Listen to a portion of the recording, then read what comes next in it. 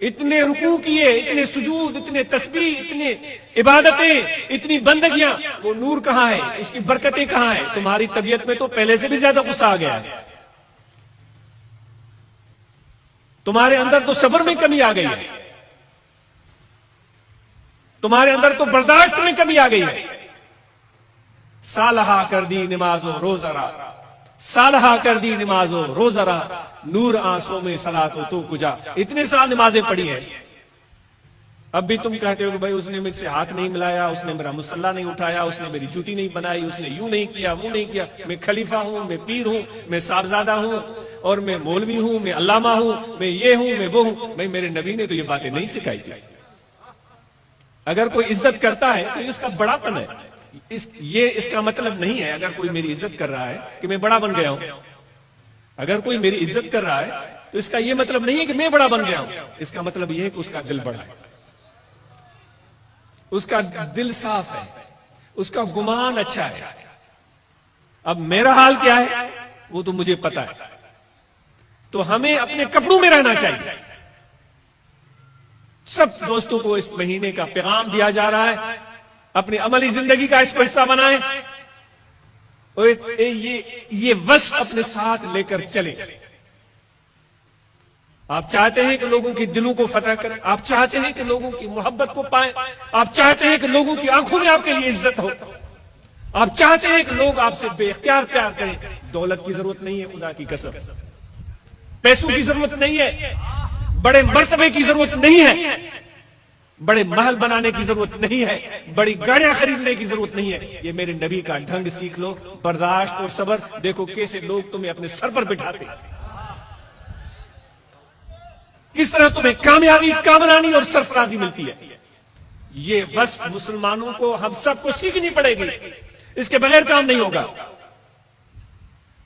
تقریر اور وعظ سے، نہ کتابوں سے، نہ وعظوں سے، نظر سے پیدا، دین ہوتا ہے بزرگوں کی نظر سے پیدا۔ وہ جو دین جس کو تم سمجھتے ہو وہ صرف رکوع اور سجود کا نام نہیں ہے،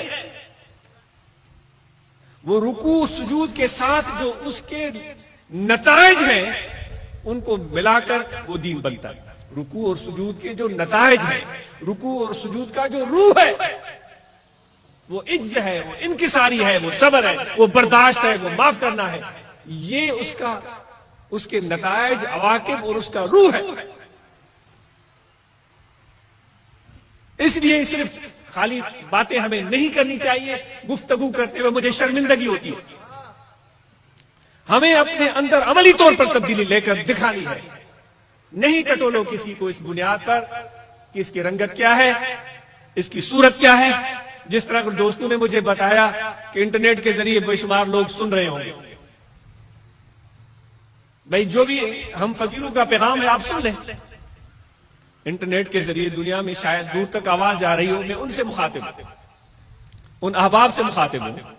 سن لیں آپ جو بھی فقیروں کا پیغام ہے، جو بھی میسج ہے، جو بھی کیفیت ہے ان فقیروں کی، جو بھی ایک انداز ہے۔ لیکن یہ سارا منظر سننے اور دیکھنے سے پہلے اپنے دل کو اعتراض سے خالی کرنا پڑے گا، نیوٹرل ہونا پڑے گا۔ جب تک نیوٹرل بن کر نہیں سنو گے کسی کی بات تو فیصلہ کر نہیں پاؤ گے، کیونکہ پہلے سے ایک چشمہ پانا ہوا ہے۔ اس چشمے کے ذریعے ایک خاص رنگت میں کچھ خاص لوگ آپ کو نظر آتے ہیں، اس میں آپ تقسیم کر دیتے ہیں کہ یہ اس طرح کے لوگ ہیں، وہ اس طرح کے لوگ۔ وہ چشمہ اتارنا پڑے گا۔ وہ لوگوں کو مختلف رنگوں میں جو دکھاتا ہے چشمہ، اس کو کوئی بھی نام دے دے، وہ لفظ بھی میں زبان سے بولوں تو مجھے اچھا نہیں لگتا، وہ چشمہ اتارنا پڑے گا۔ بالکل ہمیں ایک عام انسان سمجھیں، جس طرح عام لوگ ہیں۔ سینکڑوں لوگ آپ دیکھتے ہوں گے بازاروں میں، شہروں میں پھرتے ہیں، ایسا ہی سمجھیں۔ بس پھر ہماری بات سنیں اور اس پر غور کریں، اپنے مشاہدے میں لے آئیں۔